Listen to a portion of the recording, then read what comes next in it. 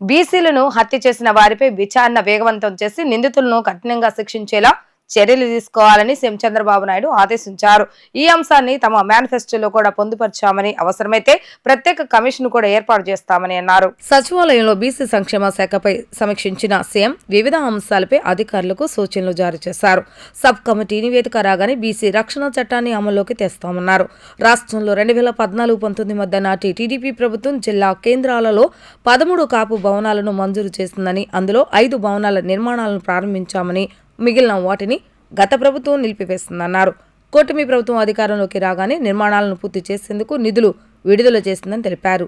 అవి త్వరలోనే వినియోగంలోకి రానున్నాయని అధికారులు సీఎంకు వివరించారు. నిర్మాణంలో ఉన్న 42 కాపు కమ్యూనిటీ హాళ్లు కూడా వేగంగా పూర్తి చేయాలని సీఎం ఆదేశించారు. బీసీ విద్యార్థుల కోసం ప్రభుత్వం తీసుకునే చర్యలతో స్పష్టమైన మార్పులు రావాలని, ప్రభుత్వం చేసే ఖర్చుకు జవాబుదారీతనం కనిపించాలని సీఎం అన్నారు.